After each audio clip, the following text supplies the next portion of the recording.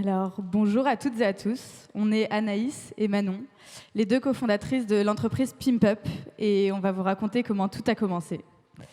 Alors, fin 2019, avec Anaïs, on s'est retrouvés aux États-Unis pour un stage.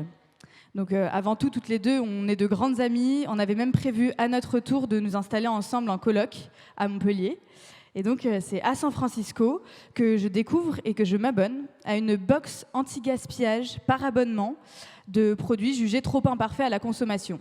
Ça s'appelle Imperfect Foods. Et donc, vraiment, ni une ni deux, j'en parle à Anaïs, histoire qu'on se trouve, nous, l'équivalent à Montpellier pour notre propre consommation perso. Et moi, j'ai adoré. Sauver des produits du gaspillage à moindre prix et livrer chez soi, non seulement j'ai aimé, mais en fait, j'ai tout de suite voulu to be in, en faire partie, comme disent les Américains. Et c'est avec cet échange de messages si précieux que vous avez juste ici que la graine de Pimpup fut plantée. Alors, après ça, forcément, on a investigué.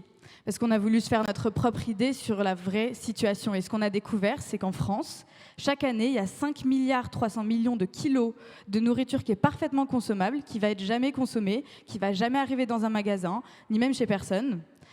Pour la filière des fruits et légumes, par exemple, c'est 20% de tout ce qui est produit qui sera jamais consommé, qui va jamais sortir du site de production. Mais alors, quels sont ces fruits et légumes ? Eh bien, les trop gros, les trop petits, les biscornus et pas assez colorés finissent malheureusement souvent au bord du champ si ce n'est pas en compost. Alors nous, on a décidé de leur donner leur chance. Et en février 2021, on a créé Pimpup.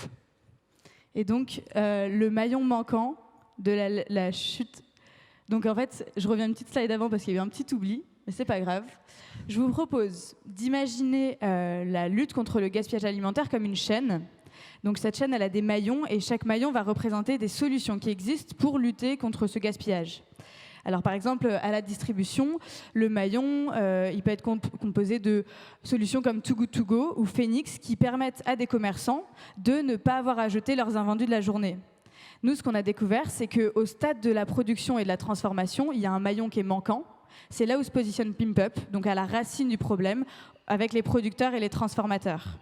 Donc ensuite, voilà, il y avait le détail de les 20% de fruits et légumes et le fait que voilà, ces produits sont trop petits, trop gros, et donc ils vont être écartés et jamais valorisés. Donc ce matin, on a vu comment se planter pour s'enraciner. Et tout à l'heure, je vous parlais de la graine de Pimpup. Et ben, je vous propose de regarder maintenant la pousse, avec donc le modèle et l'offre, les activités principales, l'équipe, ses partenaires et évidemment les résultats. Donc à notre retour en France, on a voulu faire un test. En travaillant 2 jours par semaine sur Pimpup en parallèle de notre école d'ingénieurs, on voulait vérifier que 1. Il existe un réel problème auprès des producteurs pour valoriser cette partie de leur production et que 2, il y avait bien des consommateurs prêts à manger ces fruits et légumes biscornus. Et le résultat, c'est qu'on l'a validé. En 1 mois et demi, on a vendu plus de 300 paniers. Les clients adorent et en redemandent. On a sauvé presque 2 tonnes de fruits et légumes du gaspillage et donc ça nous a donné envie de continuer. En février 2021, on crée Pimpup pour continuer à aider les agriculteurs français à valoriser toute leur production. Et notre modèle est très simple. On achète directement aux producteurs et aux transformateurs français la partie déclassée ou en surplus de leur production et on va la valoriser auprès de nos clients sous la forme de paniers. C'est comme cela qu'on a réussi à redonner de la valeur à des produits qui n'en avaient plus. Donc de la même manière, notre offre est volontairement épurée. Nous commercialisons un type de panier qui est un assortiment de fruits et légumes de saison que nous avons décliné en 3 tailles différentes selon le type de clientèle. Par exemple, le petit panier essentiel est destiné pour 1 à 2 personnes, plutôt pour des étudiants, tandis que le panier familial est conçu pour 4 à 5 personnes. C'est souvent des familles ou des colocations qui nous prennent ce panier-là. Et donc, Pimpup se voit en 3 activités principales.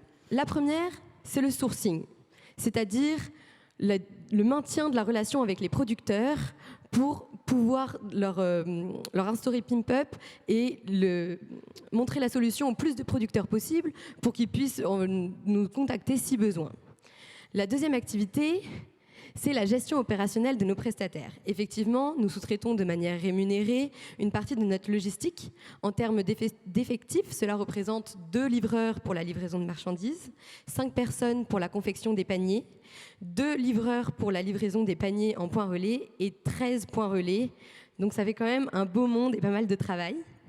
Et donc la dernière activité, c'est la promotion de nos paniers, notamment via notre site internet Pimp Up Anti-Gaspi, sur lequel nous publions régulièrement des recettes personnalisées pour accompagner nos clients à la découverte de leurs paniers, mais aussi via nos réseaux sociaux, sur lesquels nous publions aussi des vidéos dans lesquelles Manon et moi sommes mis en avant pour que les clients puissent mettre des visages sur la marque Pimp Up. C'est aussi grâce à ces réseaux sociaux que nous regroupons une communauté de plus de 2000 personnes qui représente un vrai canal de vente pour nous. Mais alors, Pimp Up, comment ça marche ? On a un site internet qui est en ligne où les clients passent commande chaque semaine. Et ensuite, de notre côté, chez Pimp Up, on est en contact régulier avec nos producteurs auprès desquels on va passer commande en fonction du nombre de paniers de la semaine. Donc, il n'y a pas de stock. Ensuite, la première association partenaire entre en jeu, c'est l'association Producteurs d'Occitanie qui récupère la marchandise aux mines de Montpellier et nous la livre directement sur le lieu de préparation des paniers. Ensuite, la deuxième association partenaire, GAM, un chantier de réinsertion sociale par le travail, s'occupe de préparer les paniers directement dans son entrepôt le jeudi matin. Et finalement, une troisième association partenaire, les vélos cargo montpelliérains en roue libre, distribue nos paniers dans tout Montpellier, dans nos points relais, en fonction et juste après la préparation des paniers. Donc c'est ça qui permet à nos clients de récupérer leurs paniers le jeudi après-midi même, frais, juste dans le point relais qu'ils ont choisi. C'est d'ailleurs comme ça que cet après-midi, alors que nous sommes sur scène chez Enactus à vous présenter le projet, que les paniers sont actuellement en train d'être distribués à Montpellier par les livreurs. Alors nos résultats, qu'est-ce que ça donne tout ça ? Eh bien, chaque mois, nous faisons 20% de marge, de croissance, pardon. Et d'ailleurs, cela fait 3 mois que nous sommes à temps plein sur Pimp Up et nous avons déjà plus de 400 clients comptant à plus de 93%. Nous avons aussi une récurrence client de 52%. Bon, nous faisons déjà de la marge. C'est une bonne nouvelle, n'est-ce pas ? Vous en voulez une encore meilleure ? Notre modèle a été conçu de sorte à ce que nos frais diminuent lorsque le volume de produits sauvés augmente.